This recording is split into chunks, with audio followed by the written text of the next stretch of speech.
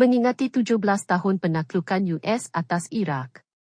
20 Mac lalu genap 17 tahun Amerika Syarikat menakluk Iraq di bawah pimpinan George W. Bush dengan alasan memiliki senjata pemusnah dan hubungan Saddam Hussein dengan Al-Qaeda. Kedua-dua alasan ini terbukti bohong, terutamanya senjata pemusnah, apabila tiada satu pun senjata yang dikatakan tersebut dijumpai sepanjang tempoh pencarian di Iraq baik oleh PBB maupun International Atomic Energy Agency (IAEA). Laporan akhbar The Guardian pada 7 Oktober 2004 telah menyatakan bahawa sepanjang 2 tahun pencarian yang membabitkan lebih 1,625 anggota pelbagai agensi di bawah PBB dan Kerajaan Amerika Syarikat yang menelan belanja sebanyak $1 bilion Amerika pada akhir penyiasatan tersebut dengan jelas menyatakan bahawa tidak terdapat bukti kukuh yang Saddam Hussein maupun Iraq mempunyai senjata pemusnah. Akibat daripada laporan Badan Perisikan Amerika Syarikat yang menyatakan Saddam Hussein dan Iraq mempunyai dan memiliki keupayaan untuk menghasilkan senjata pemusnah terutamanya senjata biologi,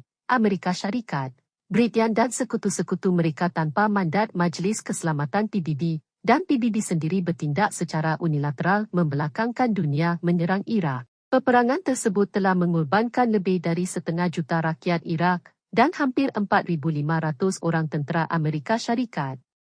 Namun jika dicampurkan dengan tentera pelbagai negara yang berkhidmat di Iraq sama ada ketika peperangan maupun selepasnya, jumlah keseluruhan anggota tentera pelbagai negara termasuk Amerika Syarikat yang terbunuh mencecah 5,000 orang. Kesan daripada peperangan tersebut boleh dilihat sehingga ke hari ini. Kebanyakan daerah maupun bandar yang menerima kesan teruk daripada peperangan tersebut tidak mampu bangkit sama sekali. Kebanyakan tempat masih tidak memiliki kemudahan asas yang sempurna seperti elektrik, air yang bersih dan terawat serta banyak lagi kemudahan asas yang tidak tercapai oleh kebanyakan rakyat Iraq. Runtuhan bangunan masih lagi kelihatan di banyak tempat di Iraq. Ekonominya masih lagi lemah dan banyak bergantung kepada bantuan asing.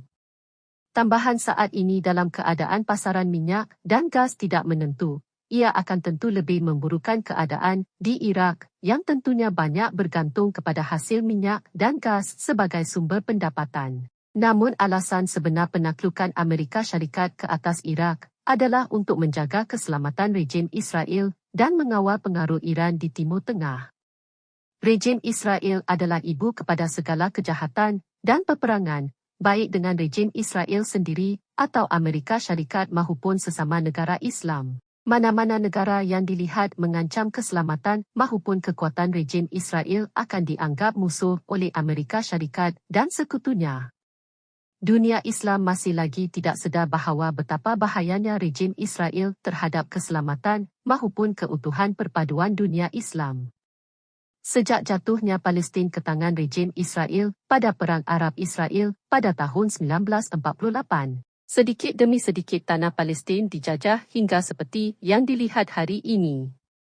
Dalam pada itu keutuhan dan perpaduan umat serta dunia Islam terutamanya di Timur Tengah yang dahulunya kukuh kini sudah retak menanti belah. Dahulunya majoriti negara-negara Arab di Timur Tengah berdiri teguh dan menyokong kuat perjuangan rakyat Palestin. Namun lama-kelamaan perjuangan tersebut kian pudar, malah hari ini kelihatan secara jelas beberapa negara Arab di Timur Tengah mula berbaik-baik dengan rejim Israel. Ini adalah kerana pengaruh rejim Israel melalui Amerika Syarikat mula menular di kalangan negara-negara Arab. Akhbar Al-Hayat dalam bahasa Arab yang berpusat di London dalam satu laporannya pada tahun 2003 melaporkan strategi pecah perintah yang dilakukan oleh Amerika Syarikat ke atas Iraq yang menjadi model ke atas negara-negara lain di Timur Tengah khususnya dan di dunia Islam umumnya. Iraq sebelum penaklukan Amerika Syarikat adalah sebuah negara yang mempunyai majoriti pengikut Sunni dan diikuti oleh pengikut Syiah khususnya di sebelah selatan Iraq. Kehidupan rakyat Iraq pada masa itu dalam keadaan baik dan harmoni walaupun berdepan dengan sekatan PBB. Setelah Iraq ditakluk, Amerika Syarikat memecah belahkan penduduk Iraq kepada suku kaum, bangsa dan mazhab untuk melaga-lagakan mereka. Dari sudut kaum dan bangsa, Iraq dipecahkan kepada Arab, Kurdis dan Turkuman. Dari sudut mazhab pula ia dipecahkan kepada Sunni dan Syiah. Di zaman Saddam Hussein semua kaum dan bangsa disatukan justru menjadikan pengikut Sunni sebagai majoriti kerana lebih 90% bangsa Kudus dan Turkuman adalah Sunni. Namun setelah Iraq ditakluk, Amerika Syarikat memecah-mecahkan segmen ini sehingga menjadikan pengikut Syiah sebagai majoriti di Iraq dengan hanya mengambil kira bangsa Arab dan mengeluarkan bangsa Kudus dan Turkuman. Maka jika kita lihat selepas penaklukan Iraq oleh Amerika Syarikat, berlaku perseteruan antara mazhab dan bangsa yang mengakibatkan ramai yang terkorban. Ia satu langkah yang bijak oleh Amerika Syarikat yang menyaksikan perbalahan sesama mazhab dan bangsa itu terus berlarutan dan dalam masa yang sama Amerika Syarikat mengaut kekayaan bumi Iraq. Rejim Israel pula dalam masa sama menyusup masuk ke dalam Iraq untuk mengatur strategi menggunakan Iraq sebagai platform perluasan kuasa dan kawasan seperti mana yang tertera dalam pelan The Greater Israel. Namun mutakhir ini menunjukkan strategi tersebut memakan tuan apabila Iran dengan bijak mengambil peluang dan berjaya menguasai Iraq. Begitu juga perancangan Amerika Syarikat di Syria dengan menggunakan model yang sama seperti mana di Iraq namun tidak menjadi. Kerajaan Iraq dan rakyatnya menghendaki Amerika Syarikat keluar dari negara mereka manakala di Syria. Amerika Syarikat telah hilang pengaruh dan dipinggirkan malah dijangka akan keluar dari Syria. Iraq selepas pembunuhan Jeneral Qasim Sulaimani. Setelah 17 tahun Amerika Syarikat menakluk Iraq, negara ini terus bergolak bahkan makin teruk berbanding sebelum penaklukan Amerika Syarikat. Selepas penaklukan Amerika Syarikat ke atas Iraq, rakyat Iraq mula bangkit menentang kehadiran tentera Amerika Syarikat dan sekutunya. Bermula pada Mei 2003 sehingga April 2007 menyaksikan purata antara 2,000-3,000 serangan dilakukan setiap bulan ke atas tentera Amerika Syarikat dan sekutunya. Kebangkitan rakyat Iraq terhadap penaklukan dan penguasaan Amerika Syarikat semakin memuncak beberapa minggu sebelum pembunuhan Qasim Sulaimani. Rakyat Iraq menghendaki tentera Amerika Syarikat dan sekutunya keluar dari Iraq dan mereka keluar beramai-ramai ke jalan raya mendesak kerajaan Iraq supaya melakukannya. Kemarahan rakyat Iraq memuncak apabila mereka merempuh kedutaan Amerika Syarikat di Baghdad pada penghujung 2019 sambil melaungkan Death to America. Akibat daripada itu, Presiden Donald Trump menuduh Iran sebagai punca kejadian tersebut sambil memberikan amaran dan ugutan bahawa Iran akan membayar dengan harga yang tinggi akibat kejadian tersebut. Beberapa hari kemudian, Qasim Sulaimani dibunuh ketika baru sahaja sampai di lapangan terbang Baghdad oleh tentera Amerika Syarikat atas arahan Donald Trump. Selepas pembunuhan Qasim Sulaimani, desakan rakyat Iraq supaya tentera Amerika Syarikat dan sekutunya keluar dari Iraq semakin kuat. Tunduk kepada desakan tersebut, akhirnya pada 5 Januari 2020, Parlimen Iraq mengundi dan meluluskan supaya semua tentera asing terutamanya Amerika Syarikat dikeluarkan dari Iraq. Donald Trump berang dengan keputusan pengundian Parlimen Iraq dan mengugut akan mengenakan pelbagai sekatan terhadap Iraq di samping mengenakan tuntutan sejumlah $1 bilion Amerika di atas segala usaha Amerika Syarikat selama ini. Bagaimanapun kerajaan Iraq tetap dengan keputusannya dan akhirnya kesemua tentera asing di Iraq termasuk Amerika Syarikat akur dengan tuntutan tersebut namun pengunduran akan dilakukan berperingkat-peringkat. Perkembangan terbaru menunjukkan Amerika Syarikat akan mengundurkan tenteranya kemudian diikuti oleh pengunduran tentera Perancis dan Jerman.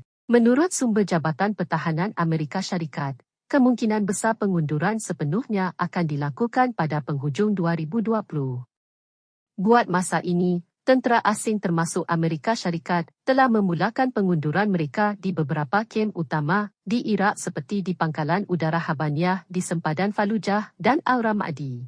Namun sumber Reuters melaporkan bahawa Amerika Syarikat sedang bersiap sedia untuk melancarkan serangan ke atas tentera Al-Hashd Al-Shabi yang merupakan proksi Iran setelah beberapa serangan dilancarkan ke atas pangkalan tentera Amerika Syarikat di beberapa lokasi di Iraq seperti serangan ke atas pangkalan tentera Amerika Syarikat di Taji, di utara Baghdad yang membunuh 2 warga Amerika Syarikat dan seorang warga Britain. hari ini berlakunya petikaman lidah antara Amerika Syarikat dan Iran. Trump memberi amaran kepada Iran bahawa mereka akan menerima nasib yang amat buruk jika menyerang kedudukan tentera Amerika Syarikat di Iraq. Malah Donald Trump turut menyebut walaupun serangan tersebut adalah daripada kumpulan Malaysia, ia tetap daripada Iran. Dalam masa yang sama pemimpin politik dan tentera Iran juga mengecam malah memberi amaran kepada Donald Trump dan Amerika Syarikat. Muhammad Javad Zarif, Menteri Luar Iran di antara yang lantang mengecam serta mengancam Amerika Syarikat dan Donald Trump. Dalam tweet terbarunya sebagai membalas tweet ancaman terutamanya Amerika Syarikat beliau mengatakan don't be misled by Adakah benar tentera asing terutamanya Amerika Syarikat akan mengundurkan tenteranya dari Iraq? No one can have Jika diperhatikan Donald Trump, beliau kerap membuat keputusan yang tidak tetap dan seorang yang tidak boleh dipercayai. Rejim Iran Israel sudah tentu tidak mahu melepaskan Iraq kerana Iraq adalah salah Iran satu daripada pelan awal perluasan Would kuasa rejim to Israel di Timur WHO. Tengah, iaitu The Greater Israel. Menurut ramai penganalisa politik, jika tumbang Iraq bermakna mudahlah untuk Amerika Syarikat terutamanya rejim Israel untuk mengukuhkan kuasanya serta menguatkan cengkaman ke atas negara-negara Arab. Sayangnya, jika dunia Islam kuat dan bersatu padu, sudah tentunya ini semua tidak akan berlaku. Saya percaya rejim Israel akan begitu mudah ditewaskan serta dunia Islam di Timur Tengah mampu mencurahkan perjalanan kehidupan mereka sendiri tanpa disuruh mahupun dikawal oleh sesiapa. Malah dunia Islam di Timur Tengah akan memperolehi kemakmuran dan kesejahteraan yang berkekalan. Sedihnya, itu semua tidak berlaku saat ini dan jauh dari jangkauan. Dunia Islam kucar-kacir dan berpecah belah. Selagi mana tiada kesedaran di kalangan dunia Islam betapa pentingnya perpaduan, bekerjasama dan saling percaya mempercayai selagi skin dunia Islam akan jatuh ke lembah kehinaan. Doakan supaya umat dan dunia Islam bersatu seterusnya memperolehi kejayaan di dunia dan juga di akhirat. Islam memimpin perpaduan.